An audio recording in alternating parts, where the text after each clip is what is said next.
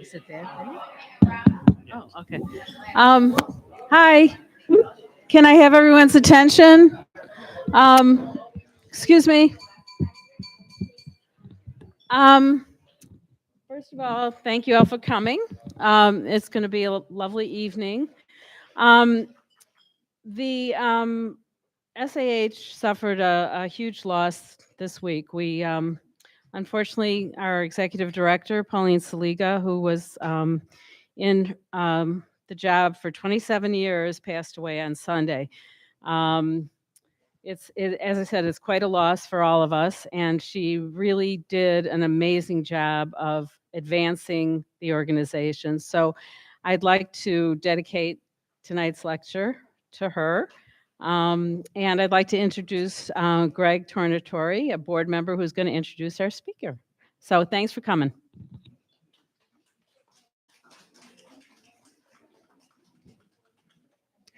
Good evening, everyone. I first learned of Mark's work while I was watching a feature story on WGN a couple of years ago. And I appreciated what he was doing because I have been interested in photography ever since I purchased a Nicormat camera in the summer of 1968, when just before I started studying architecture at Circle Campus. You know, at that time we called it Circle Campus, to the chagrin of the faculty, because they weren't happy with the idea of the university being named after a traffic interchange. But from then, I always enjoyed looking at older photographs and then going back to rephotograph what was presently there. One task I took up was to follow the path of the old West Towns street railway system, which converted to gas buses in 1948 from its beginning, or depending on your point of view, its end at Cermak and Cicero Avenue. So it went from there all the way to LaGrange.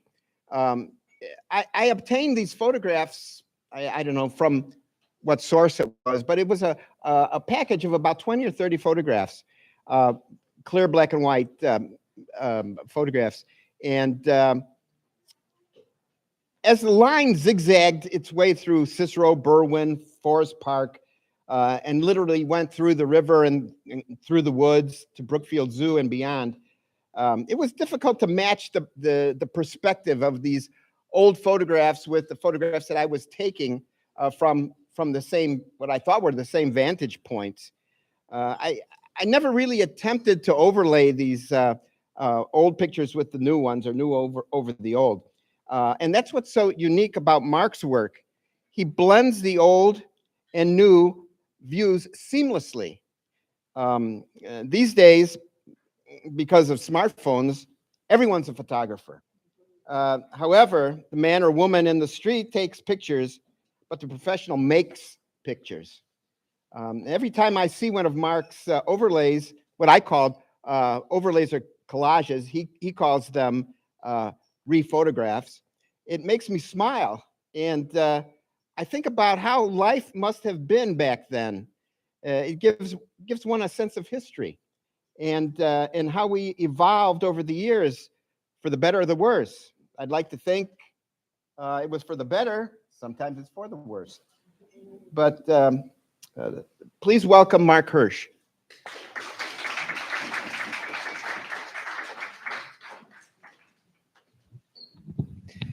Thanks so much, Greg, and thanks to all of you for having me, and for Judy and Greg for arranging this.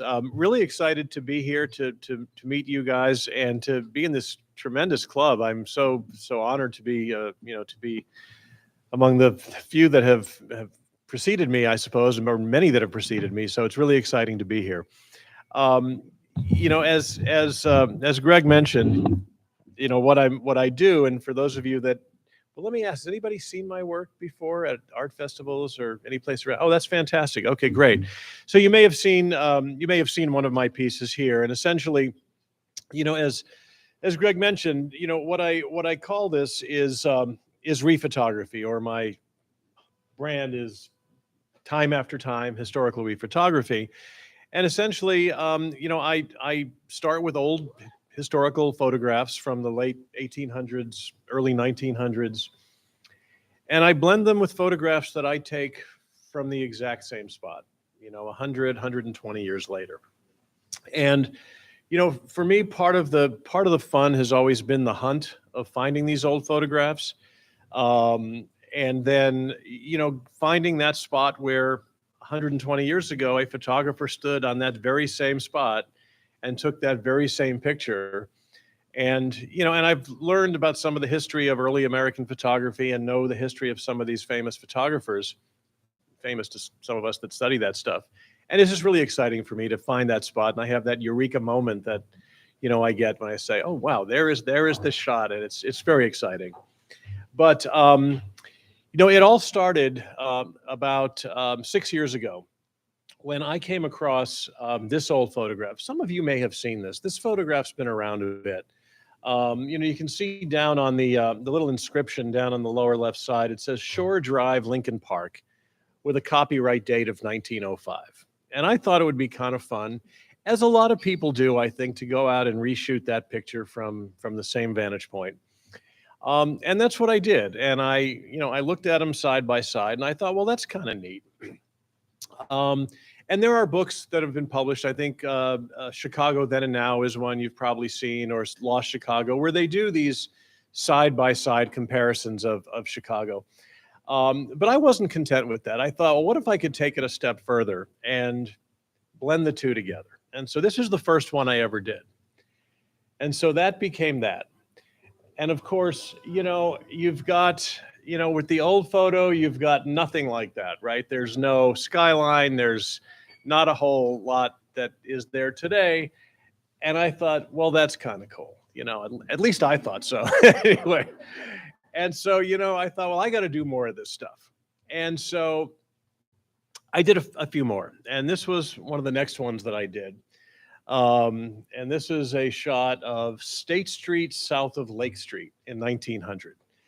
And I was intrigued by that for any number of reasons, not the least of which is the incredible scene of State Street back then, with the Theatorium on the right, and I believe the Masonic Temple there on the left. Those of you probably know much more about the Masonic Temple than I do, but I know at one time for many years, it was the tallest building in Chicago. But I was also curious as to how the photographer got that picture, because it looks like it's elevated. Well, sure enough, it's because he was standing on the State Lake overpass of the L. And so I went up to the State Lake overpass, and just to show you how, detailed I am about this stuff, I got to the top of the platform, and it just didn't look right. The angle wasn't right. So I took one step down on the staircase leading up to the platform, and that wasn't quite right either. So I took one more step down, and that was the right angle. And so I took my shot from the second step down from the platform of the State Lake overpass and created this.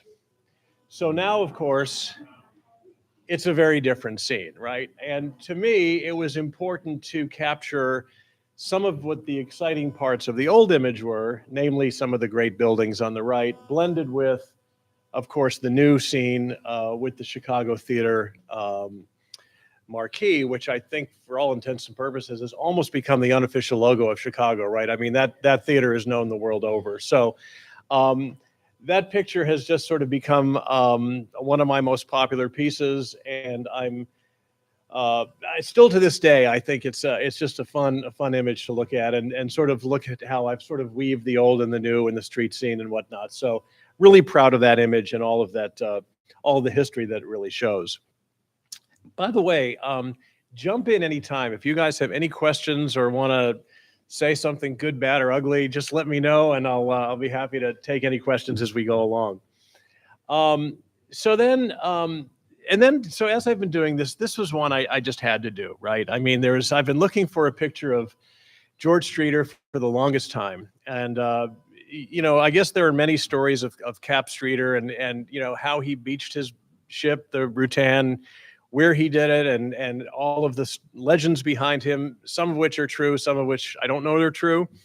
But what I believe is true is that at some point when he was forcibly removed from the spot he had occupied at what is now, I think, where the John Hancock building is, when the Lake Michigan shoreline came up that far, he was exiled to a spot which is now the Ogden Slip at the entrance to Navy Pier.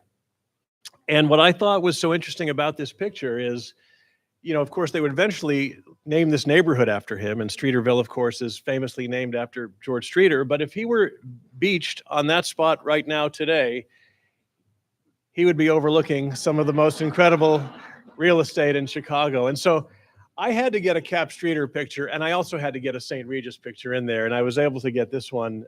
In fact, just earlier this year, this is one of my most recent pieces, and I think it really does tell such a great story of from the early days of George Streeter to the modern architecture of today. So another piece that I really loved was this one here. And there's a lot going on in this picture, and I became curious about the Goodrich docks, the Goodrich Company, the ship, the Columbus. Anybody familiar with the boat, the Columbus? Nor had I, but I was intrigued. So I did a little research and found out that the Goodrich Company was one of a number of ferry companies that operated on the south bank of the Chicago River in the late 1800s, early 1900s. And one of them was the Goodrich Company. And in 1893, they launched a ship called the Columbus, the Christopher Columbus. And it was put into service to take passengers from the river to the 1893 Columbian Exposition, or the Chicago World's Fair, hence the name the Christopher Columbus. And so she was put into service in 1893 and was finally decommissioned in 1934.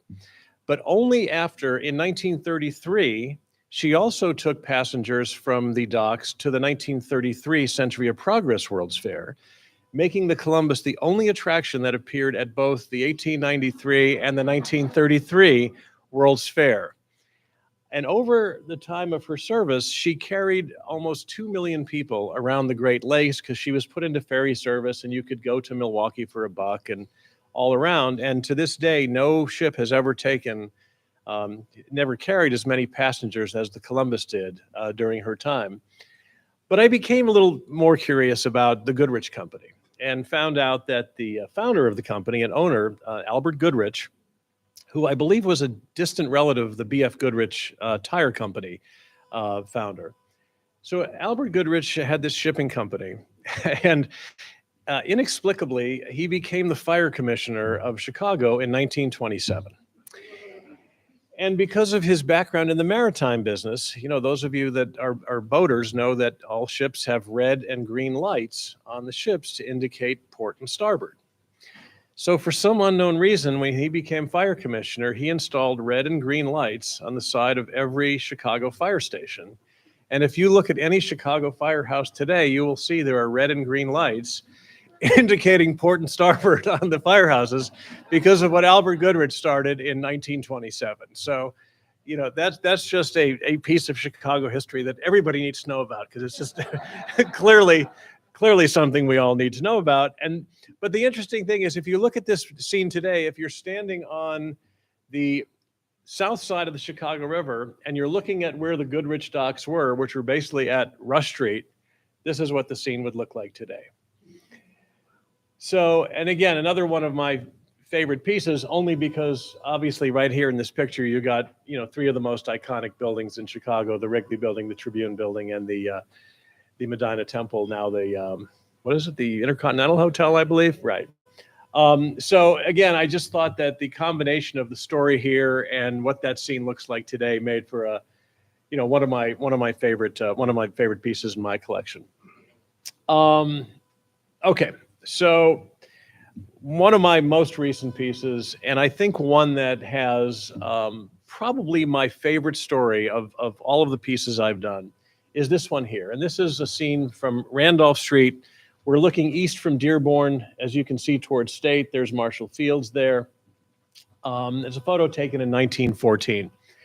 And it struck me, I mean, look, the architecture, right? I mean, it's just classic old Chicago architecture. I like the signs, the cigar sign, the dentist sign, and whatnot. But when I went out to shoot that picture today, obviously all of this now has been replaced by Block 37, and the scene looks something like this. But I wanted to keep a lot of the old architecture because I thought that was such a fundamental part of the scene.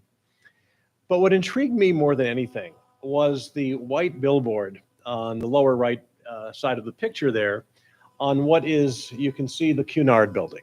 Now, the Cunard company, you know, is a famous passenger ship company. They had the QE2, the Queen Mary, obviously very famous shipping company. Anchor Line was one of their competitors. They eventually merged, but Cunard was the company that survived.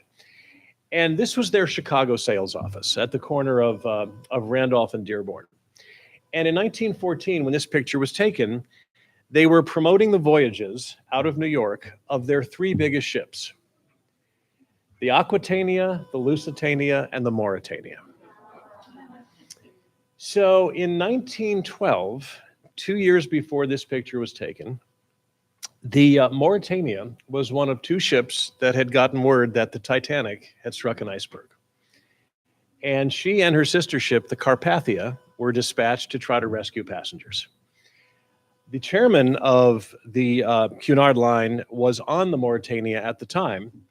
Unfortunately, the Carpathia got there first, was able to rescue however many passengers they could rescue that were in the ocean, but by the time Mauretania got there, it was too late. There were no passengers left to survive, so the chairman held a seaside vigil on the Mauretania in memory of the victims.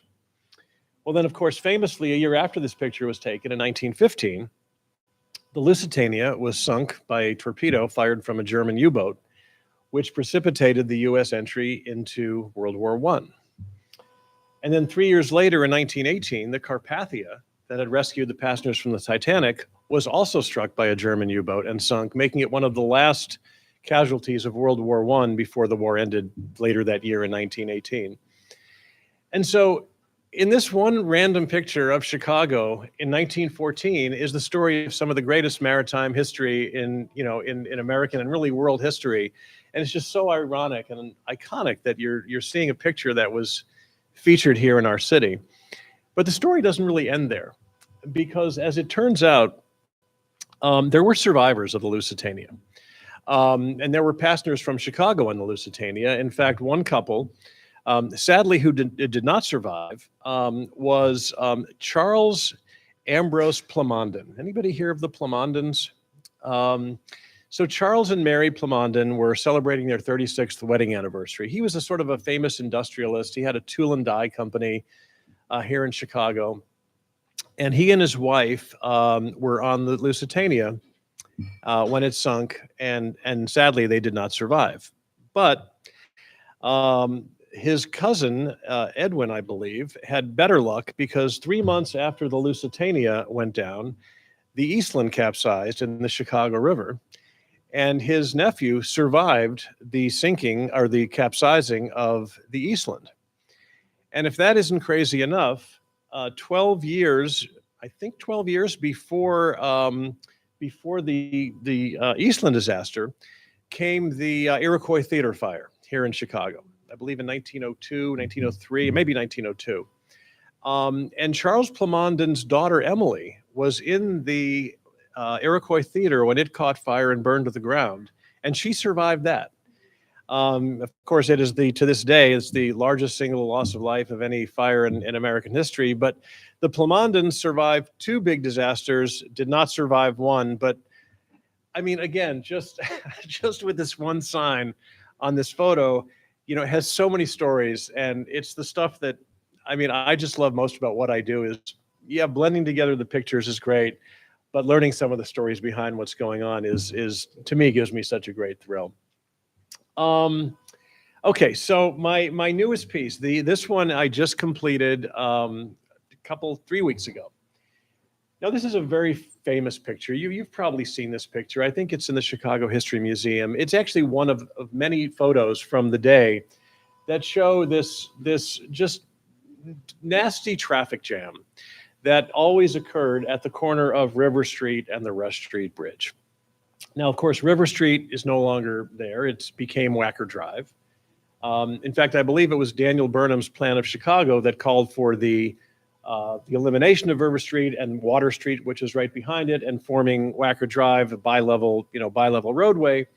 And because of the bridge and how close it was to the intersection there, they replaced that with the Michigan Avenue Bridge in 1920. So those are, I'm sorry, did you have a, I'm sorry. So neither Rush Street Bridge or River Street exists today, but you guys know where that scene is. And that building on the right is now the location of the London Guarantee Building, I believe, at the corner of Michigan and Wacker. So, so I had this picture for a while. It's one I'd been wanting to do. So 3 weeks ago, I went out with my assistant, and I noticed that the picture was sort of taken from an elevation, right? It looks like you're getting kind of a downward-looking view of the scene. So I went out with a tall ladder, had my assistant holding the ladder, and I was all ready to snap this picture. Well, it was the Thursday before the Air and Water Show was appearing that weekend. And the Blue Angels were flying all around. And I thought, you know, what if I could get lucky? And they were flying up and down and all around, and then they went from south to north. And as they went that way, I could see them making a big U-turn, and they were going to come back down towards the south. And I held my finger on the shutter, and I just waited, and I just went click, click, click, click, click, click, click, click, click, and all of a sudden, oh, the suspense is gone. Okay, come on. Where'd it go? Okay, where'd it go? It's not there. Why isn't this moving? I see it on my screen. Oh, man. Try going forward and then backward. Or backward and then forward. Backward and then forward. Okay, we're frozen here for some reason. Let me see. Why am I not able to get this to move? You planned this, didn't you? I know the suspense is killing you. Let me just get out of this 1 second and see if I can reboot it up. Hang on. I know no one's going anywhere. No one's going anywhere because I know you definitely want to see what's happening here. Okay, so connected.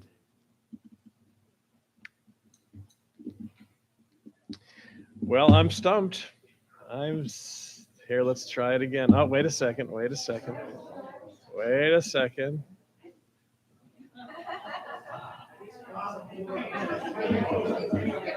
Okay, we have lost our connection.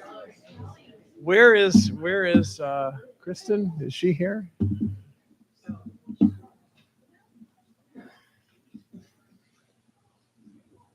Okay. Just kind of talk among yourselves and have some more coffee or alcohol. How do I reconnect to our little system here? It says I'm connected.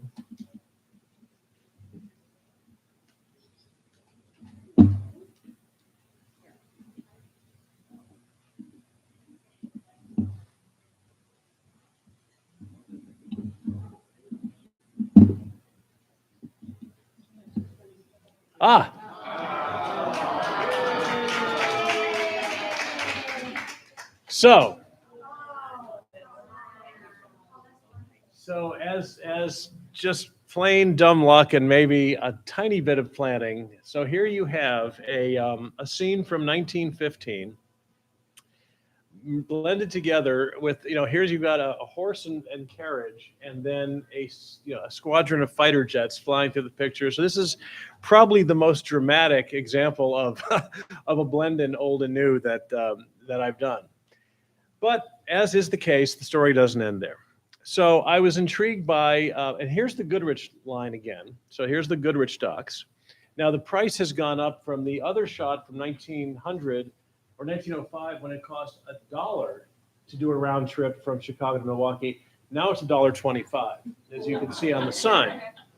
But if you see down below to the left of that Goodrich boat sign, you'll see another little sign, because Goodrich obviously wasn't the only company that had passenger ferries on the Chicago River. One of them was the company that had the Eastland. And you can see the Eastland. There is the Eastland on the side of the river there. I'm a little bit puzzled because that was not where the Eastland went down. You know, the Eastland went down, I think, more towards, a little bit further west, kind of where Reed Murdoch building is, somewhere around there, Dearborn. But there it is there. So either at some point it was moved or it was there temporarily. But this picture was taken in 1915. So the original photo is, oh, I said 1905. That's wrong. It's 1915. And, you know, the Eastland went down July 24th of that year. So I'm guessing that this photo, and people are, you know, the convertible tops are down. It must have been a fairly warm day.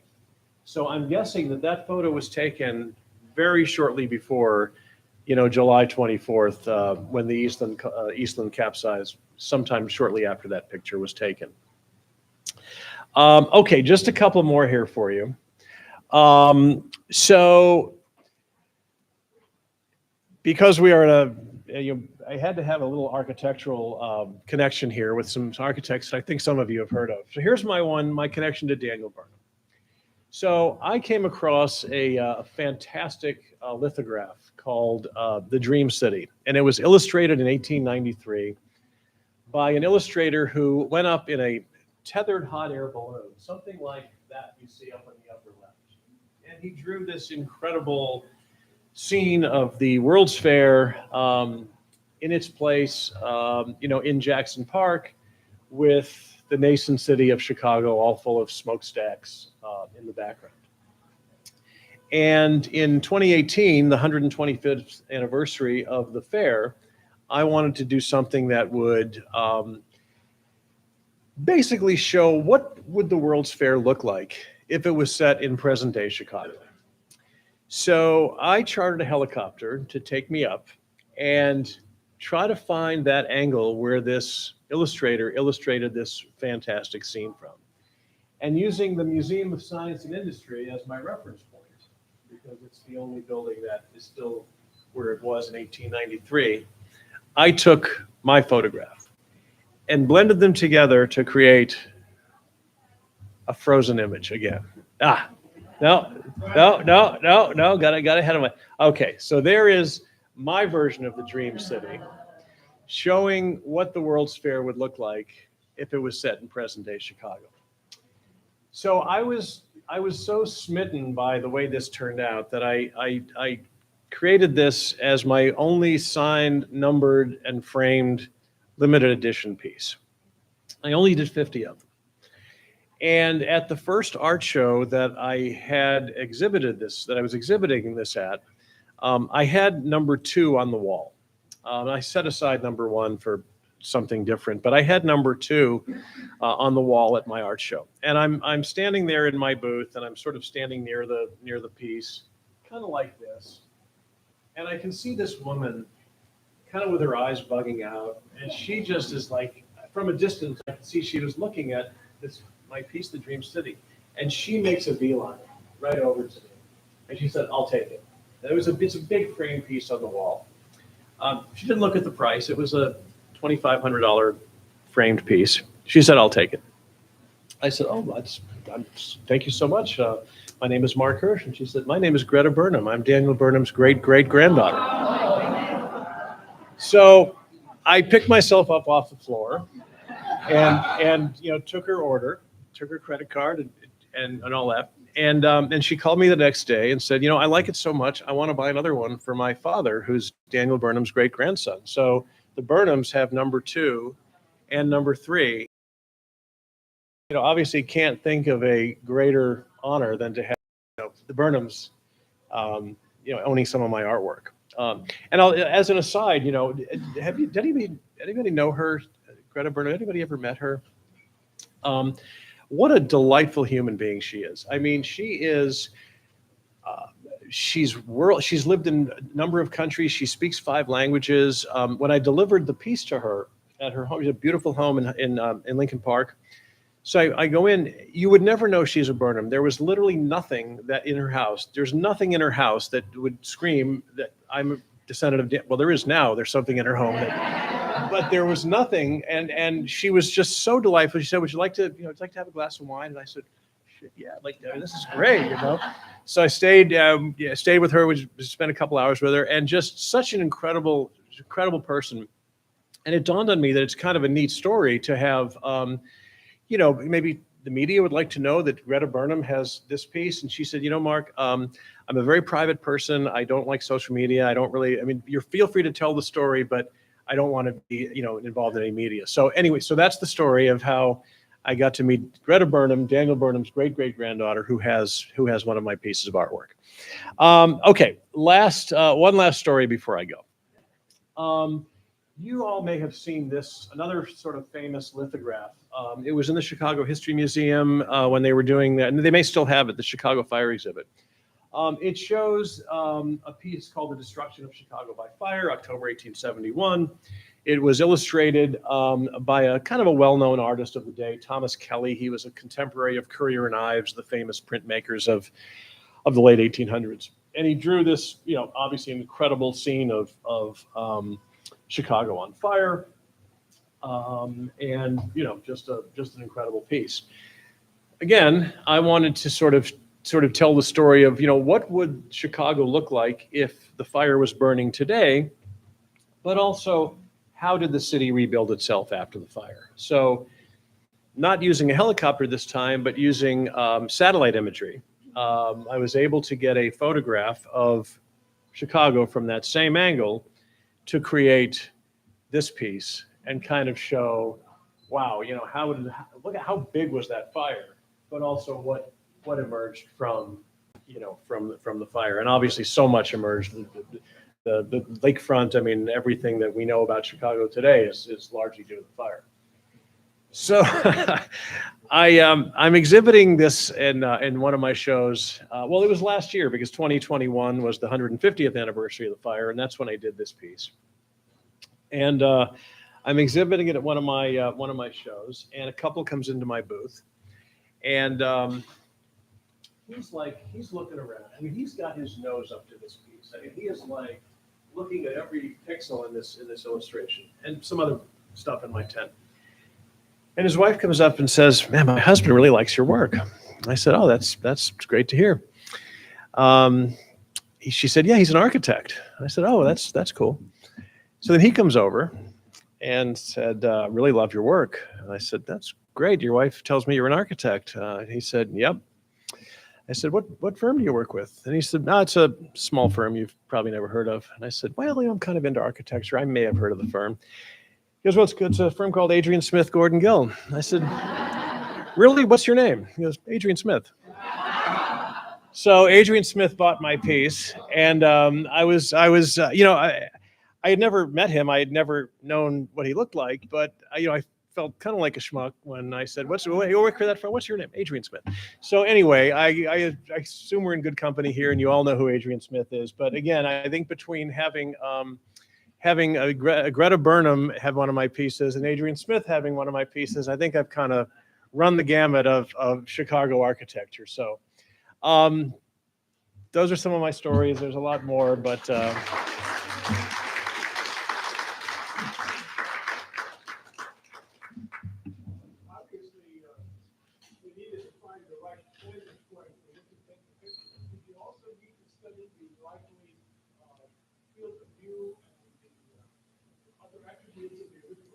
oh yeah. Yeah. So first of all, part of what enables me to do this is that you can't just pull an image off the internet, right? There's just not enough resolution. So what I have to do is get high resolution scans of the original glass plates that they were shot on. You know, you've all seen pictures of photographers back in the day with basically a wooden box on a tripod and a blanket over his head, and hits the shutter with a puff of smoke, and that image is projected onto a piece of glass. And it's 8x10 usually, or 5x4, but most of the stuff I get is 8x10 negatives. And so they're so rich in detail that you can blow them up so big that you like literally the mustache hairs on the guys. But to your point, the format of those cameras is very different than the format of the digital camera that I'm using today. So it took some practice, and it took a little, understanding of, some of the mechanics of photography to where I could get a digital camera matched up with the format of a large format camera and get the focal length right so that things weren't like, here's a perfect example. I mean, if I didn't get the focal length right here, everything would be out of proportion, right? The screen wouldn't be right. And so I try to make sure I'm really faithfully replicating that shot so the tracks line up, that everything's the same size. So it was a learning process, but it definitely is something that if I didn't do it right, it just wouldn't work. So, yeah. Any other questions? Yeah. Do you know the focal lengths of those little cameras to do some mathematics? Absolutely not. Absolutely not. A little trial and error. I mean, I remember when I first started out, I was like, I have a zoom lens. Let's say it's 24 to 70. It doesn't make a difference. But, I was trying all kinds of focal lengths. I mean, I have the printed out picture here. I'm looking at it and this, that, and the other thing. And then I'm like, I'm going this way, that way, that, hopefully I get one of these shots right. But I got to where I sort of know that somewhere in the 50 millimeter, for you photography geeks who know a 50 millimeter prime lens, 50 millimeters is just about the right focal length, depending on how far away I am from the subject, to get the exact match. And then with the little computer work, perspective control and different things, I can make it work. But it was, definitely a learning process. It was frustrating at times, but now I pretty much figured it out. I think there was another question in the back. Yeah. I have another process question. Yeah. This one is software. Okay. And what you're using and a little bit about that process and how many hours per image for software. Yeah, I mean, the question, those are the two questions I get more often. Well, the one question is how many hours does it take to do this? And my first answer is typically it depends on when you start the stopwatch, right? I mean, if it starts with the thousands of hours that I've spent, sourcing these images, finding the glass plates, getting the downloads, figuring out what I need to do, then going out and shooting and all the stuff that is required. But I think to your question, once I get the photos in my system, how long does it take? The short end, 8 hours or so. This one was probably the most complicated one just because the tracks and everything and the way I cut it and all that. That was over 2 days, probably 16, 18 hours, but pretty much minimum of 8. Although I will say, I guess if you like what you do, I know it's funny because my wife and I will have dinner and I'll say I'm going to go work on a new piece and I'll get to my computer and let's say it's 7 o'clock and I'll be working away and I'll look at the clock and it's 3 o'clock in the morning. I had no idea that like 7-8 hours have just gone by and I'm down to the pixel level, doing this stuff. So I guess maybe I don't know how long it takes because I sometimes have no idea how long I've been working on them, but I know it's probably a good 8 hours at least. So. Yeah, I'm so Lightroom, Photoshop. I've got some plug-in software. Interestingly, Photoshop has evolved even in the 4-6 years that I've been doing this, with some really great, really great tools, perspective control especially, and that.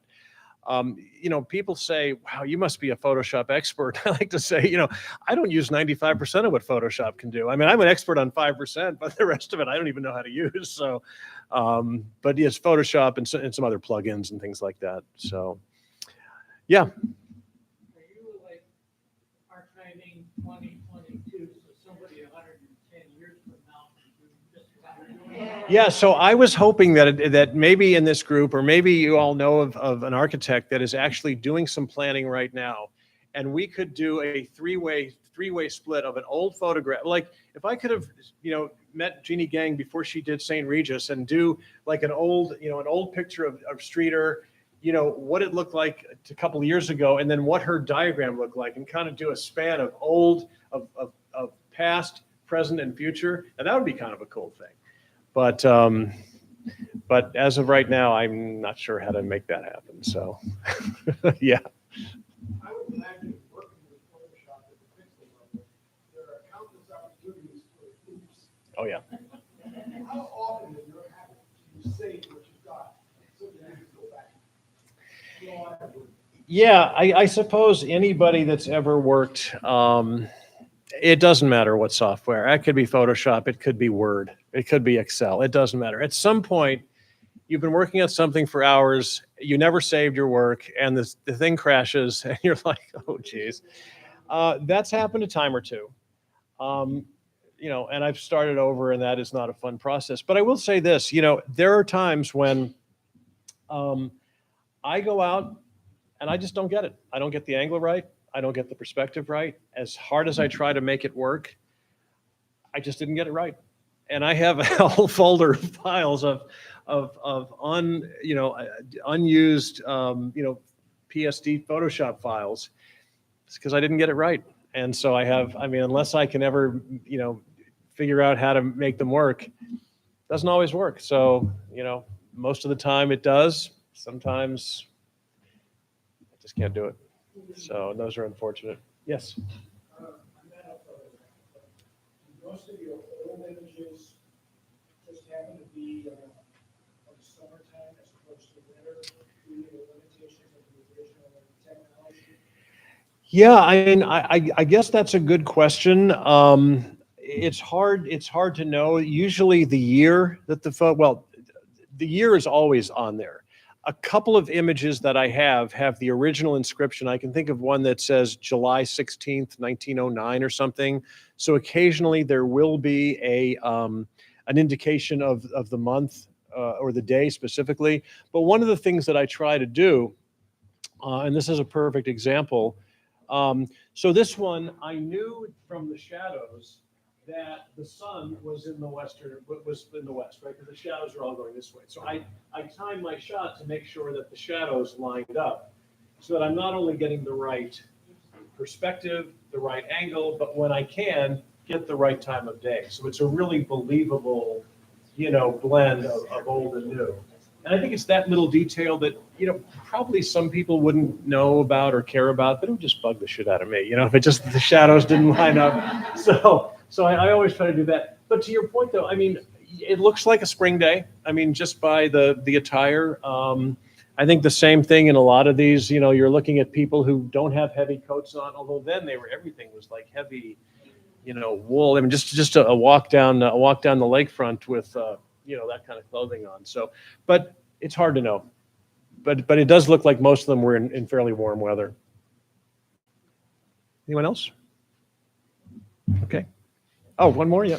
Yeah, roughly how many old photographs do you have in the holding pattern?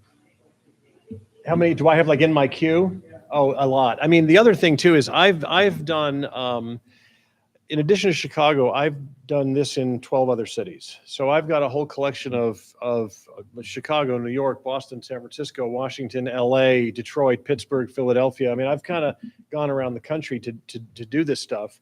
So I have a ton. In fact, my wife and I are going to England next week, and I've got some old Victorian London photos that I'm going to try to do. It's a little bit dicey because.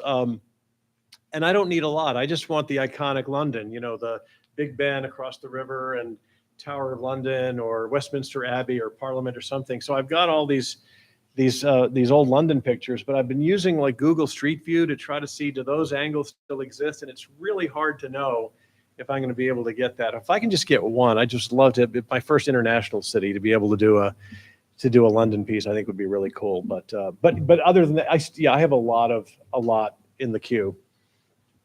Where do you get access to the glass plate? Chicago History Museum? Actually, yeah, the Chicago History Museum, Newberry Library, Harold Washington Library, of the local, of the local institutions. But more so, I mean, National Archives, Library of Congress, uh, weirdly, the University of Southern California Library has a great collection of glass plates of cities all over the country. Same with the Yale University Library. So there's some university collections. I've worked with some local business. CTA has a great archival collection of some of their scenes with streetcars that I've worked with them to get some of their images. Metropolitan Water Reclamation District has some great old photographs of the early days of laying the sewers in the city and stuff like that, and they've got some great pictures. So it's just a plethora of and by the way, if any of you guys have old photos, I'd love to I'd love to know about them, because I actually have gotten a few images from people who have just seen me and said, I've got, my great grandfather had this old photo and I've got his stuff. And I've actually used a couple that have come to me from people who just had old negatives in their collection. So listen, my card is here. If anybody would like to get a hold of me or continue this conversation in any way, here's how you can reach me. It's also got my website on there. So if you want to see my other stuff, both in Chicago and anywhere else, feel free to take a look. But again, thank you guys so much. Thanks, Judy. Thanks, Greg. Really appreciate it.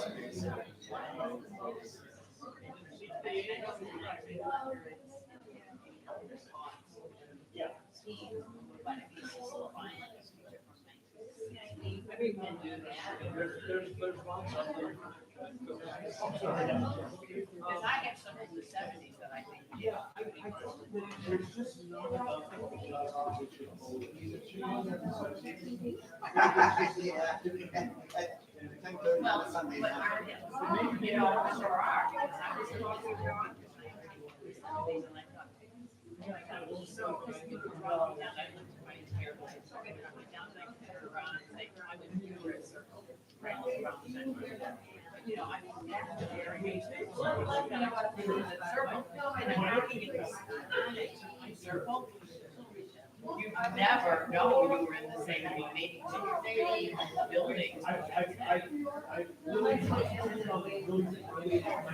Well, I think that's the wonder. Here's the glass of water. Oh, thank you so much. Thank you. That was yours. Okay, thank you. And again, just I've been focusing on some. That's the thing. That is. Because there are, I mean, because if you think of it,